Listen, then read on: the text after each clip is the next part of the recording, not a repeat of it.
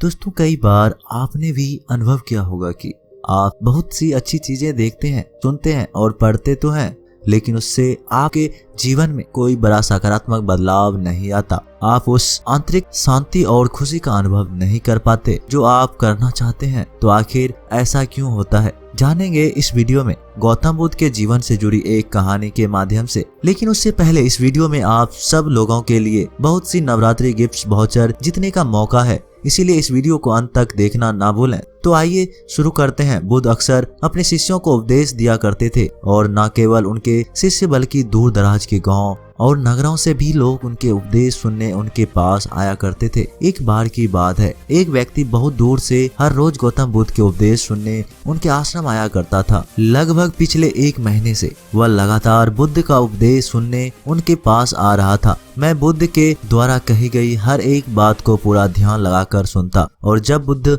के प्रवचन समाप्त हो जाते तो वह वापस अपने घर चला जाता।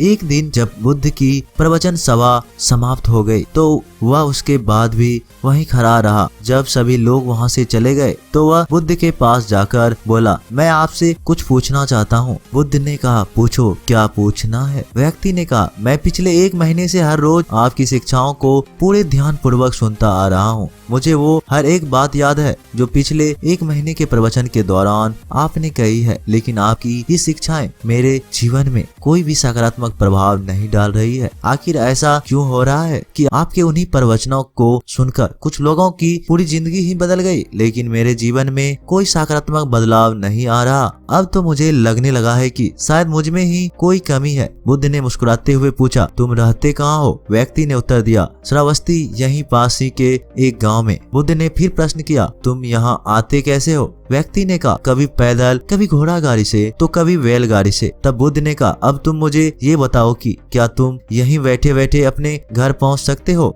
व्यक्ति ने कहा, ये कैसे संभव है? मैं सिर्फ यहाँ बैठे बैठे अपने घर कैसे पहुँच सकता हूँ? वहाँ तक पहुँचने के लिए मुझे पहले यहाँ से चलना होगा, और अगर मैं पैदल नहीं जाना चाहता तो मुझे दूसरे तरीकों का उपयोग करना पड़ेगा, जैसे घोड़ा गाड़ी या बैलगाड़ी। केवल मेरे उपदेशों को सुनने मात्र से तुम्हारे जीवन में कोई बदलाव नहीं आने वाला। तुम्हें इनके हिसाब से चलना भी पड़ेगा। अगर तुम सच में अपने जीवन में कुछ बदलाव लाना चाहते हो तो इन उपदेशों में बताई गई बातों को अपने जीवन में उतारो, इनमें बताए गए रास्तों पर चलो, तब जाकर तुम अपने जीवन में कोई सकारात्मक बदलाव होता हुआ देख पाओगे। दोस्तों, इस धरती पर मानव मात्र के कल्याण के लिए जितना अथक प्रयास और लंबी यात्रा गौतम बुद्ध ने की है, उतना शायद ही किसी और ने किया होगा। अपने ज्ञान प्राप्ति के बाद के अगले 42 वर्षों तक वह लगातार पूरे उत्तरी भारत में भ्रमण करते रहे। बुद्ध एक जागरूक व्यक्ति होने के साथ साथ एक बहुत ही अच्छे लीडर भी थे, वरना आज से 2500 साल पहले इतना आसान नहीं था लोगों की पुरानी धारणाओं को तोड़कर उन्हें सही रास्ते पर लाना। यह उनकी लीडरशिप क्वालिटी का ही कमाल था कि वो हजारों लाखों लोगों को अपनी बात समझा पाते थे।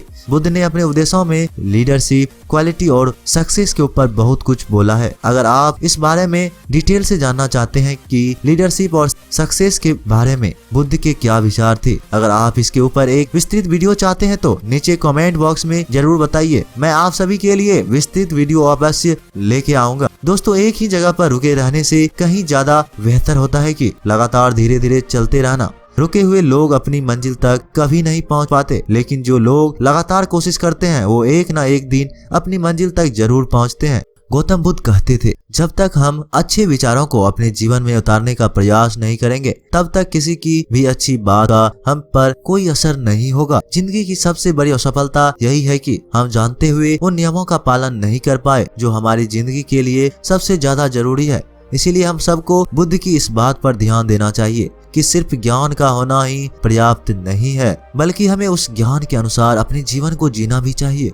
लेकिन हम में से कितने लोग ये करते हैं, यह एक सोचने की बात है। दोस्तों, आपने भी अपने आसपास के कुछ लोगों को देखा होगा कि वो अक्सर अपने ज्ञान के डींगे हाँकते रहते हैं कि मुझे यह पता है, मुझे वो पता है, लेकिन वह शायद ही कभी उन बातों को अपने जीवन में लागू करते हैं। और क्योंकि उनकी कथनी और करनी में अंतर होता है, इसीलिए दूसरे लोग उनकी बातों पर भरोसा नहीं करते और ना ही उनकी बातों को गंभीरता से लेते हैं। हम दिन भर में बहुत सी अच्छी और बुरी चीजें देखते और सुनते हैं, लेकिन उनमें से ज्यादातर चीजें हम भूल जाते हैं। कुछ चीजें हमारे दिमाग में लंबे समय तक रह जाती है, लेकिन बाद में हम उन्हें भी भूल जाते हैं। लेकिन उन्हीं में से कुछ चीजें हमारे सबकॉन्शियस माइंड में यादों के रूप में बैठ जाती है। लेकिन जिन चीजों को हम अपने जीवन में लागू करना शुरू कर देते हैं, फिर हम उन्हें करते ही रहते हैं, और यही वो चीज है जो हमारी जिंदगी को प्रभावित करती है, और फिर ये धीरे धीरे हमारे आदत बन जाते हैं, और अंततः ये हमारे व्यक्तित्व का हिस्सा बन जाती है, और फिर हमारे स्वभाव में इनकी झलक दिखाई पड़ती है।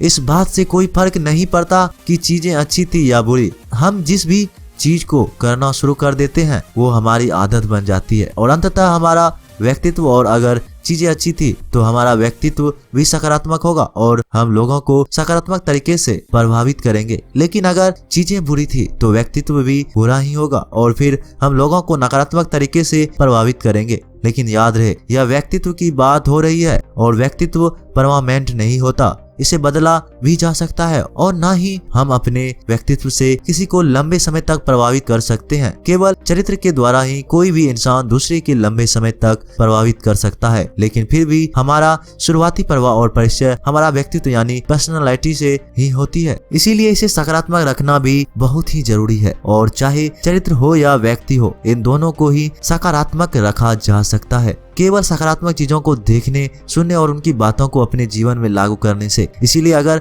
हम अपने जीवन में कोई सकारात्मक बदलाव लाना चाहते हैं तो हमें अच्छी चीजों और बातों को केवल सुनना ही नहीं है, बल्कि उन्हें अपने जीवन में लागू भी करना है। दोस्तों, उम्मीद है कि आपको इस वीडियो से बहुत कुछ सीखने को मिला होगा, और जाने से पहले वीडियो को लाइक, शेयर और चैनल को सब्सक्राइब करना मत भूलिएगा। मैं जल्द ही मिलता हूँ एक नए वीडियो के माध्यम से। धन्यवाद।